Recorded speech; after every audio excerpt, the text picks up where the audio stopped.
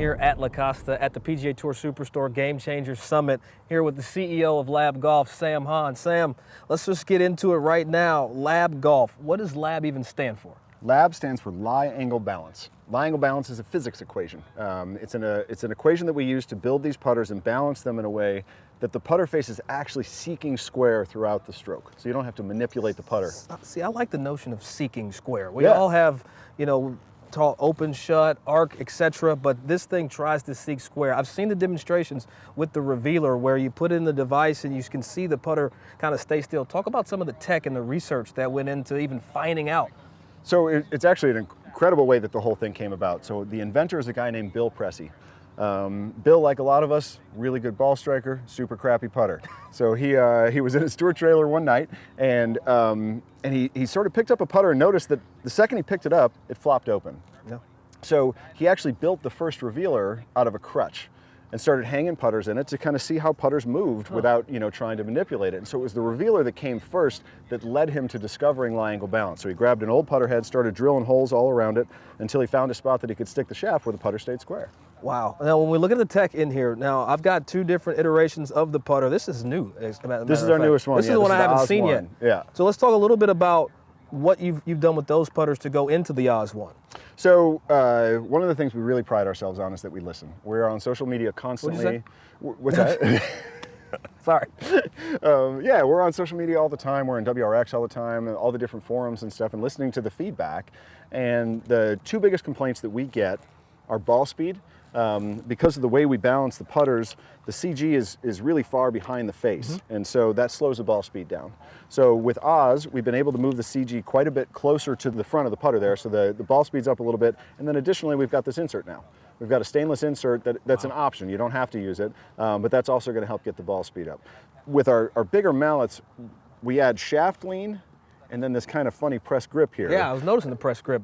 I'll tell you about that in a second. Definitely But some people don't like it, and so with the Oz, we've got the option to have a straight grip. So the shaft is completely vertical. You can put your favorite grip on there without affecting the balance or the technology. Oh, I love that. I love that. Every second of that. Now let's talk about how you've been able to come up with the weighting. I'm noticing a lot of weight ports here, a lot of additional weighting. So this equation, like the reason we call it lie angle balance is that we balance it to the lie angle. So not everybody is at 70 degrees. Every putter you go pick up at a store, generally they're going to be somewhere between 69 and 71 degrees for a lie angle here.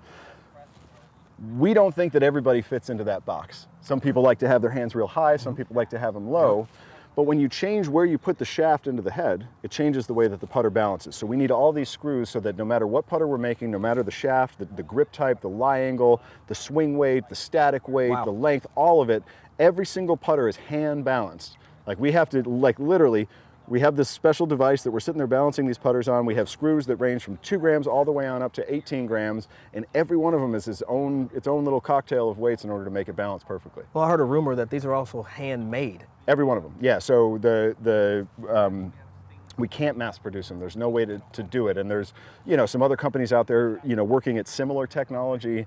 And one of the big drawbacks they have is that these companies need to mass produce. In our case, our manufacturing process has always been that they're hand balanced. So we've built our company around that. So yeah, even the putters that are, quote unquote stock that are sitting, at a PGA Tour Superstore, those were hand balanced by somebody in Crestwell, Oregon. Wow, well, let's talk about that grip. You alluded to it a little bit, this press grip. What did we notice in the design or the R&D why you guys put the grip forward? Or crooked. It's totally crooked. He said it, not me. So the press grip is so brilliant. The way that we get the putters to balance the way we do is by sticking the shaft very near the center of mass of the head. So you got a really big head here, so the center of mass is pretty far back. So if we were to put the shaft in perfectly vertical, the face would be so far in front of the hands that it would be pretty awkward. Sometimes the putter hasn't rounded the corner yet before the hands get there and people miss out to the right. So what Bill did that was so brilliant, he drills the borehole here so that the shaft leans towards the target. So now by the time you get to the top of the grip, it's back out in front of the face like it would be on any other putter. That makes way more sense. But the problem now is you got a crooked shaft leaning forward. So he then made the press grip, which then mitigates that by leaning back. So the target side of the grip after the shaft lean going this way, the grip lean going that way, has you way out in front of the face just like you would be on any other putter. I'm gonna pick up this putter that I dropped because it's too good to be on the ground by itself. Now we've got shaft press. You're using multi-material in the shaft. Let's talk about a little bit what kind of feedback or response are we getting when you change? This one's steel, this one feels like graphite. So what are you noticing with the two materials? So one of the crazy things about our process is that we have found every single variable affects the way a putter balances. So you could have 10 putters that are the same length, lie, and swing weight, and they'll end up with different screws and a different arrangement, and that's because the tiny differences in the shafts, the tiny differences in the grips and all that. We found that steel was really inconsistent. We do now have a great partner with True Temper, who's worked at having steel shafts that have a little bit tighter concentricity, but graphite is a lot easier to keep it super straight and super round. Yep. So we started experimenting with them, and then in doing so, we found there was crazy benefits. With putter shafts, it seems a little weird that a putter shaft would make a difference, but when you get out 30, 40, 50 feet, a shaft does flex and it does recover. The reason that we haven't put super stiff steel shafts in putters is because they feel terrible. And so what a lot of these carbon fiber companies have done is they've figured out how to make ridiculously rigid shafts that still have a lot of feedback. And the partners that we work with Acra, TPT, Gears, and True Temper there, and all of them have incredible feedback and are super, super stout. Well, I know that the shaft holes are custom bored for Right. potential lie angle for individual people, but tell me a little bit about the fitting process. If I want to go get into a L.A.B putter and at my PGA Tour Superstore, how am I supposed to get custom fit for this thing? So you got two options. You can do our remote fitting through the website, which is super simple. You just snap a quick cell phone video with some special instructions, or you can go into a Superstore. They all have our fitting instrument.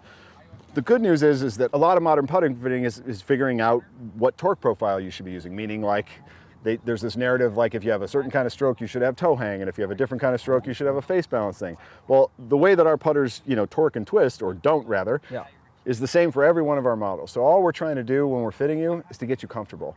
And we have this fitting putter that has unlimited lie angle, unlimited length shortening, and all we're trying to do is get you comfortable. You don't have to fit into 70 degrees at 34 inches. If you want to, be, crouchy down guy that has your hands real low and the toes way up in the air, we can build that putter. We can build it all the way down to 63 degrees. There's no other company in golf that can do that. Or you can go the other way. If you're somebody that likes having your hands real, real high, what you'll do is you'll go to the Superstore, you'll get on this adjustable fitting putter, mess around on the green for a while and figure out what's comfortable. So I think what I hear you saying overall is we all might be better putters than we think. I like your style. Exactly right. We have figured out a way to make putting a little bit less painful. With other stroke sports like throwing a dart, shooting a free throw, playing pool, you're not thinking about the instrument. You're not thinking about the thing you're using, you're thinking about a target. With putting, because they're so unruly, you kind of have to think about the putter. In our case, we're taking a little bit of that out of the equation. You get to get hyper-focused on your target, release a shaft to where you're trying to hit the ball, and you're going to get lucky a little bit more often. Well, I appreciate it. I'm going to go roll some on this green while we're here. Enjoy it, Appreciate it. Thank you so much. Check out L.A.B putters at your local PGA Tour Superstore.